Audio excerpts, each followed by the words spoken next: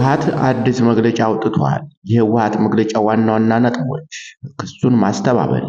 የኢትዮጵያ የውጭ ጉዳይ ሚኒስቴር ህወሓት ከሱዳን መንግስት ጋር በመሆን ቀጠናውን ለማረጋጋት እየተሰራ ነው በማለት ያቀረበውን ክስ ህወሓት በጽኑ ውድቅ አድርጎታል። ክሱ መሰረተ ቢስና ትኩረት ለማስቀየር የቀረበ የሐሰት መረጃ ነው ብሎታል። በዝርዝር እንመለከተዋለን። የተባበሩት አረብ ኤሚሬትስ በካርቱም አውሮፕላን ማረፊያ ላይ ለተፈጸመው የድሮን ጥቃት ሱዳን ያቀረበችባትን ክስ አስተባብላለች። ክሱንም ፈጠራ ስትል አጣጥለዋለች። በሌላ ዜና ኢራን ከአሜሪካ ጋር ሁሉን አቀፍ ስምምነት እንደምትፈልግ ገልጻለች። በዝርዝር እንመለስበታለን። በሆርሙዝ ሰርጥ የመርከቦች እጀባን ለጊዜው እንደምታቋርጥ ዩናይትድ ስቴትስም አስታውቃለች። ሁሉንም በዝርዝር የምናየው ይሆናል። ጤና ይስጥልኝ ክቡራንና ክቡራት የቻናሌ ቤተሰቦች፣ ለሰዓቱ ያዘጋጇቸውን አጫጭር ዘገባዎች ወደ እናንተ ይዤ ቀርቤያለሁ። እስከ ፍጻሜው ድረስ እንድትከታተሉኝ በአክብሮት እየጋበዝኩ ለቻናሉ አዲስ ከሆናችሁ ሰብስክራይብ፣ ላይክ እና ሼር ማድረግም እንዳይዘነጋ። ወደ ዝርዝር ዜናዎች አልፋለሁ። የህወሓት መግለጫ ዋና ዋና ነጥቦች ክሱን ማስተባበል።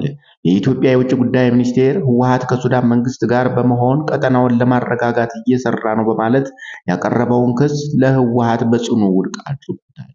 ክሱ መሰረተ ቢስና ትኩረት ለማስቀየር የቀረበ የሐሰት መረጃ ነው ብሎታል።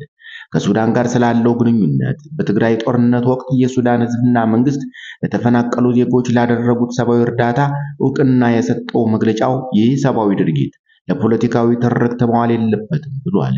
ስለ ሰላም ስምምነቱ የትግራይ ህዝብ የሰላም ስምምነቱ ሙሉ በሙሉ እንዲተገበርና ተፈናቃዮች ወደ ቀያቸው እንዲመለሱ በትዕግስት እየጠበቀ መሆኑን ገልጿል። ያለበት ስጋት የፌዴራል መንግስቱ እየተከተለ ያለው የማስተባበል ንግግር እና ከጎረቤት ሀገራት ጋር ያለው ግንኙነት መሻከር ኢትዮጵያንና ቀጠናውን ወደ አላስፈላጊ ግጭት ሊከታት ይችላል የሚል ስጋት እንዳለው ገልጿል።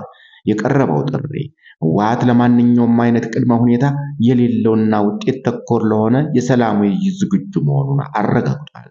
ማህበረሰቡም ለሰላም ስምምነቱ መተግበር ድጋፍ እንዲያደርግ ጥሪ አቅርቧል። በተመሳሳይ የተባበሩት አረብ ኤሚሬትስ በካርቱም አውሮፕላን ማረፊያ ላይ ለተፈጸመው የድሮን ጥቃት ሱዳን ያቀረበችባትን ክስ አስተባብላለች። ክሱንም ፈጠራ ስትል አጣጥለዋለች። የተባበሩት አረብ ኤሚሬትስ ከኢትዮጵያ የተነሳ የኤሚሬትስ ድሮን በካርቱም አውሮፕላን ማረፊያ ላይ ጥቃት ፈጽሟል በሚል በሱዳን የቀረበባትን ክስ ፈጠራ ስትል ውድቅ ማድረጓ ተዘግቧል። የተባበሩት አረብ ኤሚሬትስ ባለስልጣን ማክሰኞ ምሽት በሰጡት መግለጫ ከባህረ ሰላጤው ሀገር ጋር ግንኙነት ያላቸው ድሮኖች በኢትዮጵያ ከሚገኘው የባህር ዳር አውሮፕላን ማረፊያ ተነስተው በመጋቢትና ሚያዝያ ወራት በሱዳን የተለያዩ አካባቢዎች ላይ ጥቃት ፈጽመዋል በሚል በሱዳን ጦር የቀረበውን ክስ ውድቅ አድርጓል።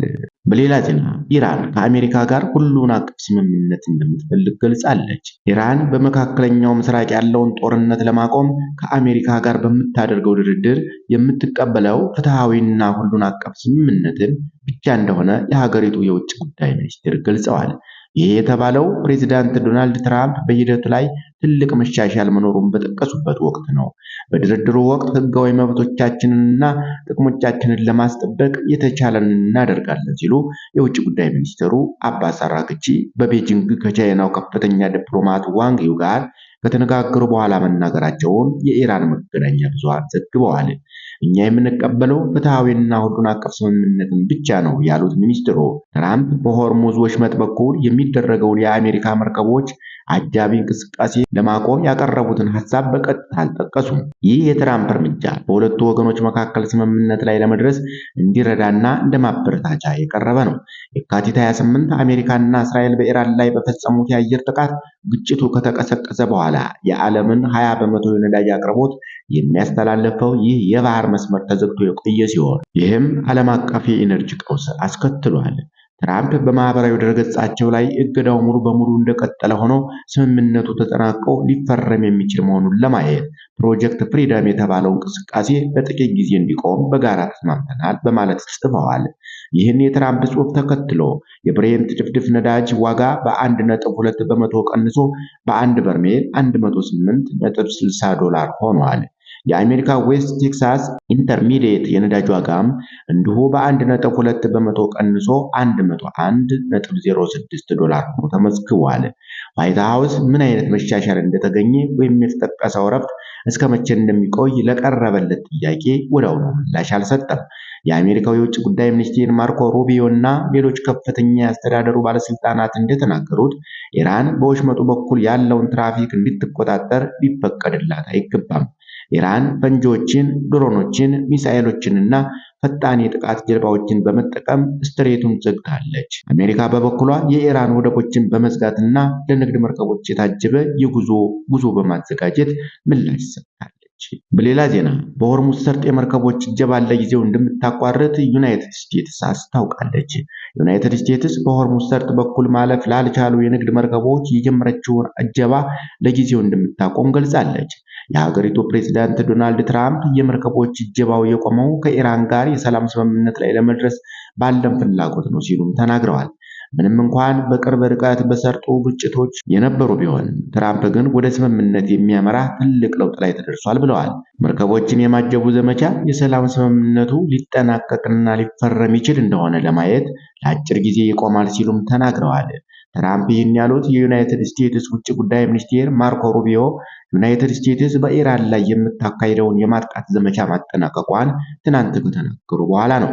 ይሁንና ሩቢዮ ኢራኖች በሰርጡ በሚተላለፉ መርከቦች ላይ ለሚሰነዝሩት ማንኛውም አዲስ ጥቃት ግን ከባድ ምላሽ እንደሚጠብቃቸው አስጠንቅቀዋል። ኢራን በበኩሏ የሰላም ስምምነቱን የምትቀበለው አድሏዊ ካልሆነ ብቻ ነው ስትል አስታውቃለች። ለጊዜው እንደሚቋረጥ ዛሬ የተነገረው እጀባ ለ3 ቀናት ብቻ ነበር የዘለቀው።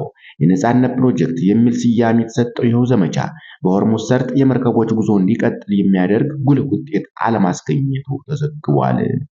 ክቡራንና ክቡራት የቻናሌ ቤተሰቦች ለሰዓቱ ያዘጋጀኋቸው አጫጭር ዘገባዎች እስካሁን የተከታተላችኋቸውን ይመስሉ ነበር። አብራችሁኝ ስለቆያችሁ ከልብ እያመሰገንኩ ለቻናሉ አዲስ ከሆናችሁ ሰብስክራይብ እንዲሁም ላይክ እና ሼር ማድረግ እንዳይዘነጋ። መልካም ቀን እንደሆነላችሁ ተመኘው። ሰላም ለሀገራችን፣ ሰላም ለዓለማችን።